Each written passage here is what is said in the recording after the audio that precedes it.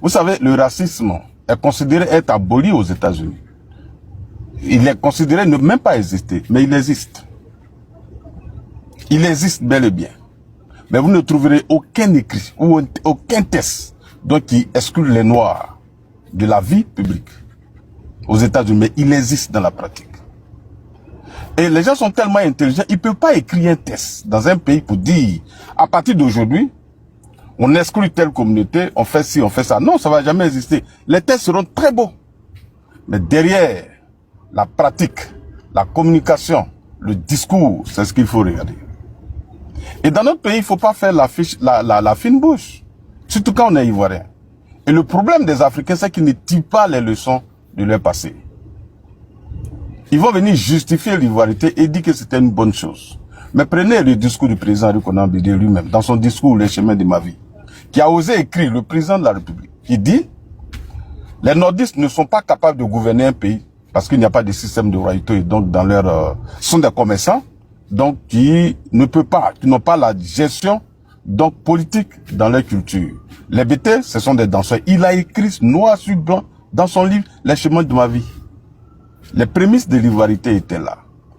Vous prenez dans les actes administratifs, si quelqu'un me dit dans ce pays que des nordistes n'ont pas souffert à cause de leur patronyme, et Laurent Gbagbo même l'a dit en parlant des policiers qui brimaient les nordistes. Moi, j'ai fait le lycée scientifique de Yamoussoukro.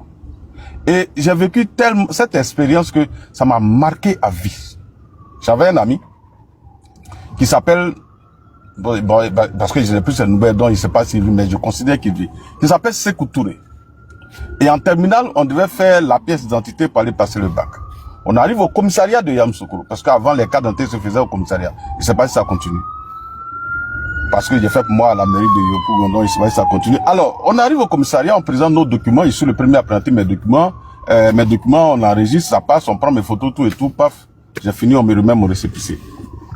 Il se trouve que mon ami, à la présentation donc de ces documents, a lu son nom, Sékou Touré. On dit non, les Sékou Touré là, en Guinée, on les trouve. Or, le monsieur avait les mêmes documents que moi. Les documents de son père, de sa mère, son certificat de nationalité. On dit non, les Sékou Touré sont en Guinée, on les trouve. Le monsieur n'a pas pu passer le bac, il est parti chez lui au village. Je n'ai plus eu ces nouvelles jusqu'à aujourd'hui. On peut aller plus loin. On peut estimer que ce sont des citoyens lambda.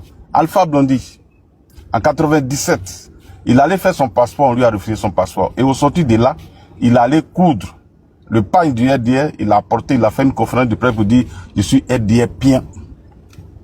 Comme Sissi l'a dit, Jenny Kobena, qui a été directeur de cabinet de plusieurs ministères, qui était membre du bureau politique. Je crois que pour passer des concours ou bien pour rentrer dans l'administration, il y a un minimum de documents qu'on demande, dont les certificats de nationalité. Le monsieur les a obtenus jusqu'à ce qu'il change de parti, il devient RDR, le Conseil constitutionnel estime qu'il serait gagnant. Et sur la base de cela, sa candidature est refusée.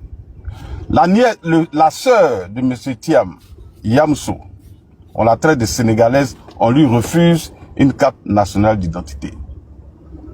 Donc vous voyez, sinon, quand vous avez écouté M. Kouassi, moi j'attendais qu'il me dise, voilà les actes qui ont été posés pour accompagner l'ivoirité, soit l'appropriation donc de notre économie, la part belle faite donc aux étrangers et aux Ivoiriens en termes de concession dont dépend de l'économie, mais ça n'a pas existé.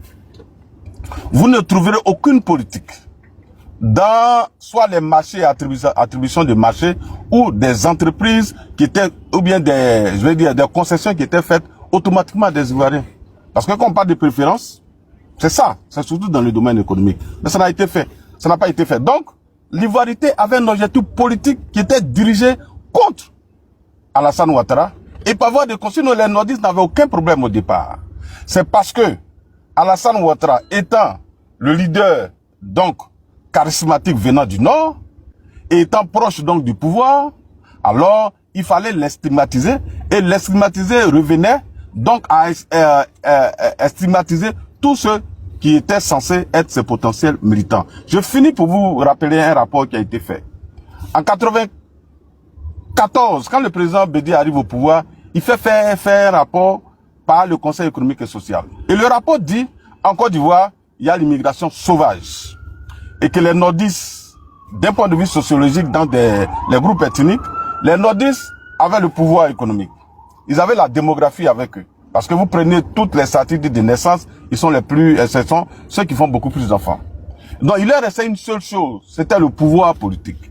Mais en ce qui concerne le pouvoir politique, il n'était plus loin parce que il y a un de leurs fils, Alassane Ouattara, qui est capable donc de les amener au pouvoir. Voilà à partir de là où naît la politique de l'ivoirité. Vous prenez tous les discours du professeur, comment on appelle, le professeur du PDCI, son nom va me revenir. Donc, comment? Nyamke Kofi. Nyamke Kofi, merci infiniment. C'est lui qui a fait et qui a analysé, qui a écrit la politique de l'ivoirité. Ces discours ont été retracés, je crois, dans le film du Belge Benoît Scherer. Voilà, ça a été retransmis à la télévision où il traitait Alassane Ouattara d'idiot. Cet étranger, il a dit publiquement. Donc, on peut tout dire. Mais sauf que, ce qu'il faut retenir, c'est que l'ivoirité n'a pas été un bon concept. Elle était soutenue par une idée d'exclusion. Et le drame qui s'est passé à Tabou, que le frère a cité, ça faisait partie de ce discours qui avait été entretenu dans la population. Et c'est ce qui a mené, donc, le problème au niveau des tabous. Et tout le monde l'a reconnu. Vous prenez toutes les analyses, l'ont dit. Voilà. Donc, vraiment, pour moi, l'ivoirité, c'est un mauvais concept qu'il ne fallait pas inventer. Merci. Est-ce que M. Célio est là? Pratique ce qui doit